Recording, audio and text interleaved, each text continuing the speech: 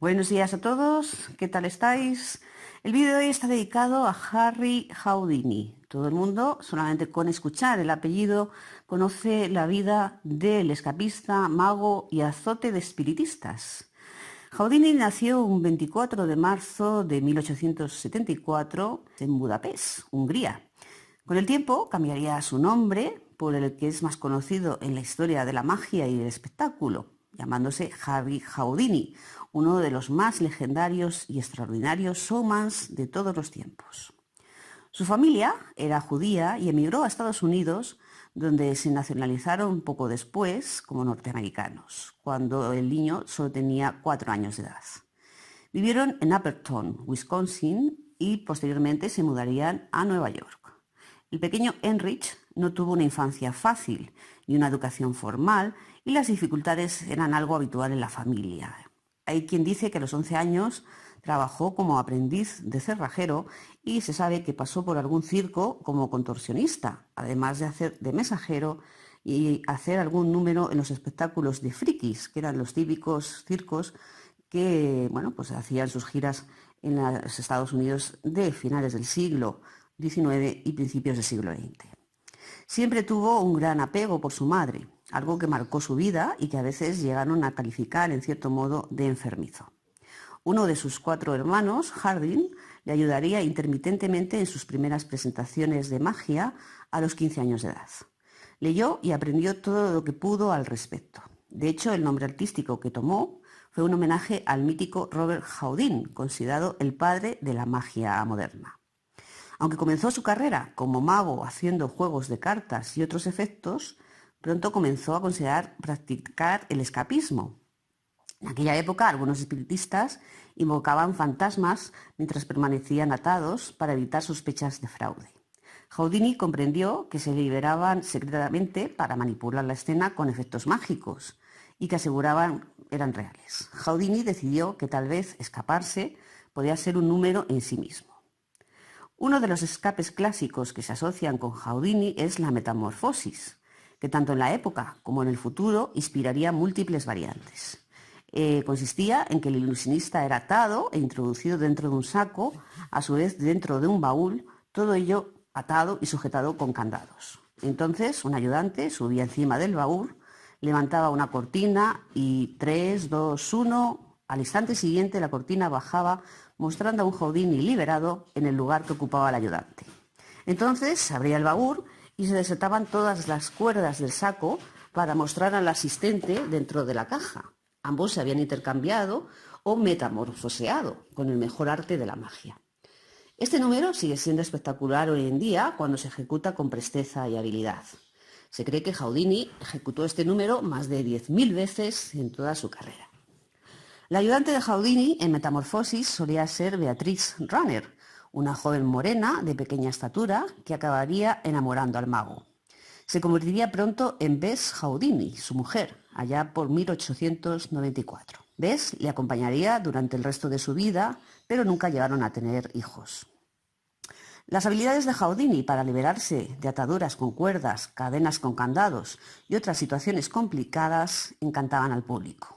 Hizo un largo viaje por Europa de 4 años, cosechando grandes éxitos y aumentando así su propia leyenda. También se dijo que pudo haber aprovechado para hacer de espía, enterándose de secretos rusos y alemanes, pero esto es una teoría conspiratoria. De esta época le viene el sobrenombre de Rey de las Esposas, que utilizaría durante largo tiempo. Lo que solía hacer Houdini era presentarse en una ciudad ante el jefe de la policía local o en la prisión junto a un grupo de periodistas. Proponía su reto, que era publicado en los periódicos y comentado en la ciudad.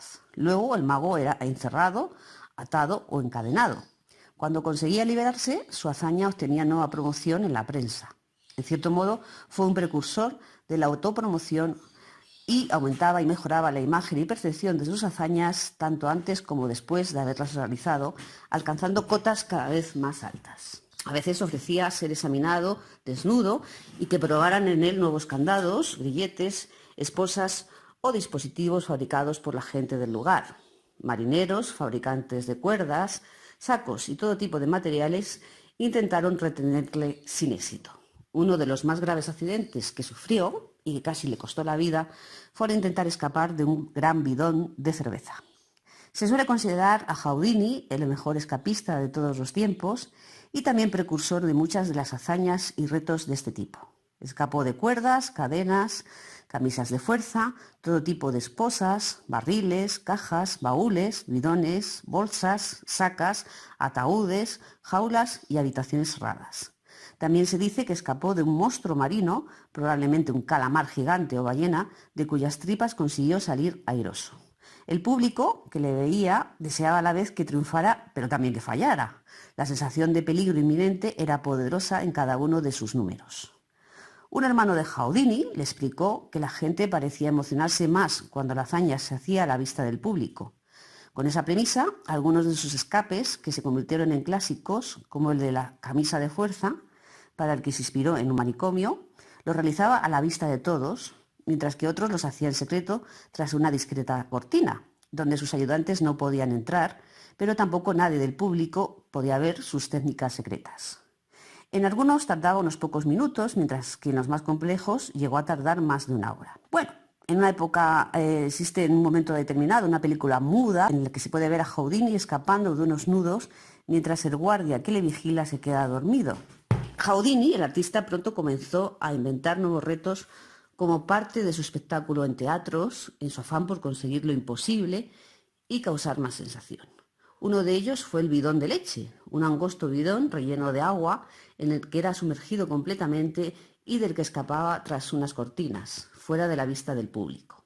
Se dice que pedía a la gente contener la respiración tanto como él mientras intentaba escapar, algo que nadie conseguía, a la par que un gran reloj mostraba el paso de los minutos.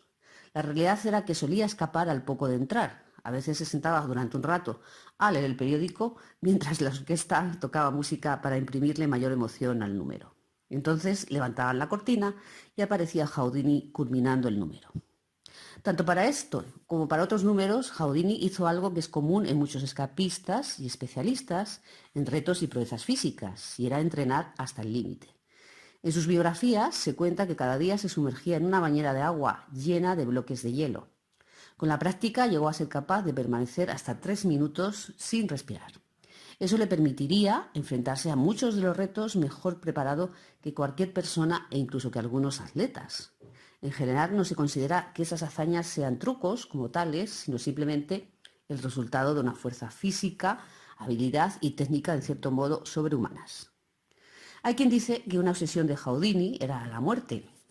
A partir de cierto momento en su carrera, casi todos sus retos supusieron un enfrentamiento directo con un riesgo mortífero, un peligro de muerte real que cautivaba al público, tanto que algunos abandonaban la sala antes de que terminara el espectáculo. Curiosamente, Houdini había tenido un accidente en un río siendo pequeño, con 7 años de edad, y estuvo a punto de perecer ahogado. Es interesante que muchos de sus retos tengan como protagonista precisamente la inmersión en agua, bidones, acuarios, ríos, en los que siempre acababa burlando a la muerte.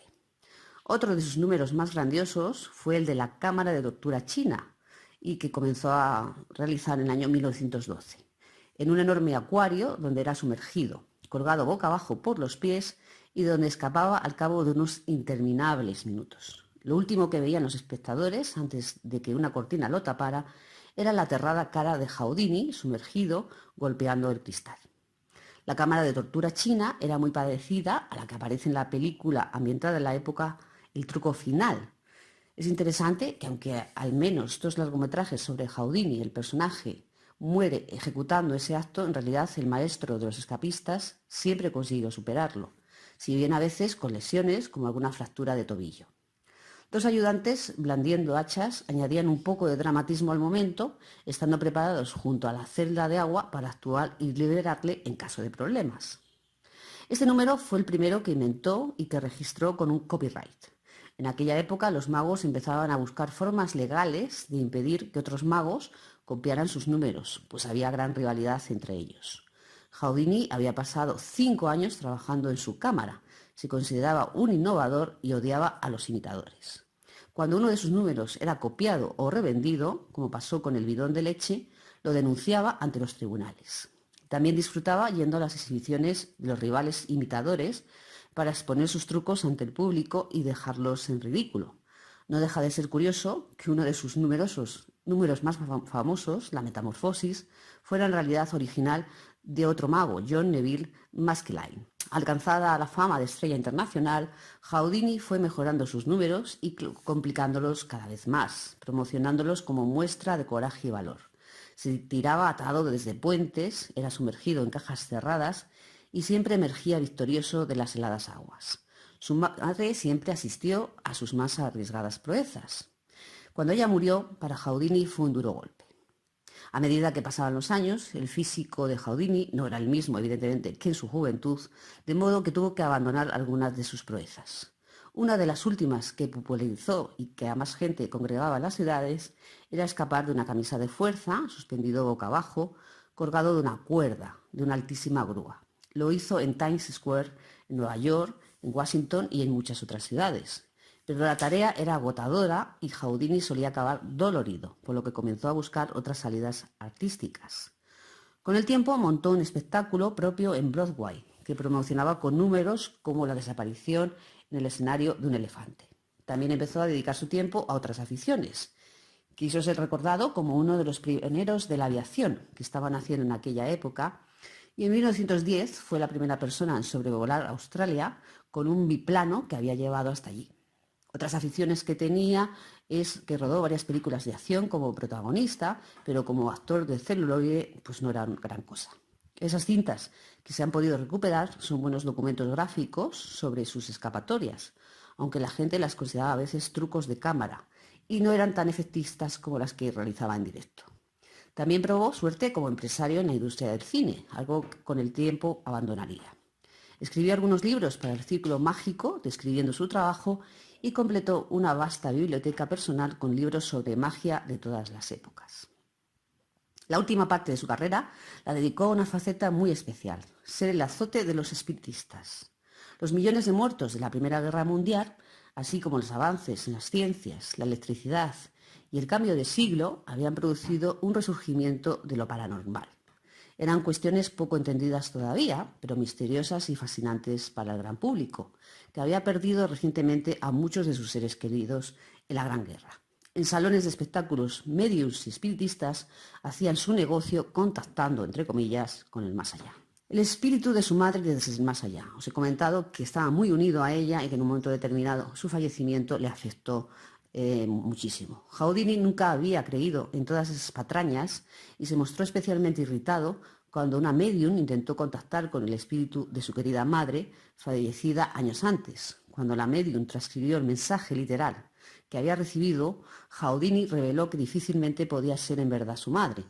El mensaje estaba en inglés, mientras que su madre solo hablaba una mezcla de alemán, húngaro y yidis. Una cruz encabezaba el mensaje, mas su familia era judía. Indignado, juró entonces convertirse en un cruzado contra el espiritismo. Obviamente, médiums y espiritistas usaban trucos que difícilmente escaparían al escrutinio de un mago. Armado con sus conocimientos y a veces con disfraces, se presentaba en reuniones para desenmascarar a los fraudes. Publicó artículos en una revista científica americana y declaró contra el espiritismo ante el Congreso. Hizo de cazafantasmas y dejó en ridículo a los creyentes en lo paranormal. Los premios que ofreció a quien demostrara tener habilidades sobrenaturales nunca fueron otorgados a nadie, pues sus engaños siempre descubiertos por el mago. Tuvo una relación con Sir Arthur Conan Doyle, sí, el creador de Sherlock Holmes. Cuando se conocieron, entablaron una entrañable amistad, pero sus creencias pronto se vieron enfrentadas. Conan Doyle era un creyente del mundo espiritual y paranormal, mientras que Houdini, como os he dicho, pues todo lo contrario. El escritor llegó a estar convencido de que las habilidades de Houdini eran genuinas, realmente paranormales y no meros trucos. Como tantos otros, creía que Houdini era capaz de desmaterializarse, a pesar de haber visto cómo el mago desenmascaraba los burdos montajes de los espiritistas como parte de sus espectáculos, o le explicaba en persona algunas de sus técnicas de magia y escapismo. El final de la vida de Houdini se produjo en extrañas circunstancias. Ello, unido a su reciente lucha contra lo paranormal y un extraño reto que había planteado para después de su muerte, convirtieron el hecho de su muerte en algo tan interesante y misterioso como otros de su propia vida. Un día de octubre de 1926, unos estudiantes universitarios se dirigieron a Houdini mientras descansaba tras haber terminado uno de sus espectáculos. Uno de ellos le retó a recibir unos cuantos golpes en el abdomen, para comprobar si su resistencia física era tan legendaria como se decía. El mago aceptó sin miedo. Sin embargo, antes de que pudiera prepararse adecuadamente, recibió un primer fuerte puñetazo al que siguieron varios más. Aunque aguantó el envite como un buen actor, había sufrido sin saberlo una rotura del apéndice. Por su carácter, Houdini quiso seguir trabajando durante los días siguientes, a pesar de comenzar a tener fuertes dolores y fiebre. Finalmente sufrió 2 desmayos en una actuación y fue hospitalizado. Tras varios días luchando contra la enfermedad, pareció rendirse ante lo inevitable. Le dijo a su hermano Hardin: «Estoy cansado de luchar, creo que esta cosa me va a vencer». En la madrugada del 31 de octubre de 1926, el día de Halloween, Houdini fallecía a los 52 años de edad. Los médicos emitieron un informe en el que indicaban como causa de la muerte una peritonitis. Su apéndice tal vez llevaba días inflamado antes del incidente con los estudiantes. El entierro se celebró a los pocos días. Una multitud de 2.000 personas acudió al evento, algo tan multitudinario como algunos de sus numerosos actos a lo largo de su vida. Pero una cuestión flotaba en el ambiente. ¿Podría el mago escapar de su propia muerte? ¿No sería este otro de sus espectaculares trucos? Todavía quedaba un último número. El código Houdini. Tras muchos años luchando contra lo paranormal, el mago había diseñado un reto definitivo aprovechando su propia muerte. Ideó un código secreto que compartió con su mujer, consistente en 10 palabras secretas, curiosamente extraídas de una carta de Arthur Conan Doyle. Si alguna vez contactaba a través de algún medium desde el más allá, usaría esas palabras, de modo que Bess, su mujer, pudiera tener la certeza de que el contacto era real. Diversos espiritistas aseguraron haber entrado en contacto con el espíritu de Houdini, especialmente uno llamado Arthur Ford, aunque su mujer nunca recibió el código secreto, que era el que hubiera demostrado su veracidad. Llegaron a publicar historias falseando incluso el testimonio de Bess para hacer creer que había aceptado que el código había sido revelado, pero nunca fue así. Al cabo de 10 años, su mujer celebró una última sesión, sin éxito. Apagó entonces una vela que simbólicamente había mantenido encendida junto a la fotografía de Houdini. 10 años son suficientes para esperar por cualquier hombre, dijo. Desde entonces es tradición entre los magos celebrar sesiones en las que se invoca el espíritu de Houdini cada 31 de octubre. El ilusionista y escapista más famoso de todos los tiempos, el genio que redefinió la magia y el espectáculo de los retos y proezas, consiguió sin duda algo en lo que había sido un experto toda su vida: que sus hazañas fueran narradas y su nombre perdurara con el paso del tiempo.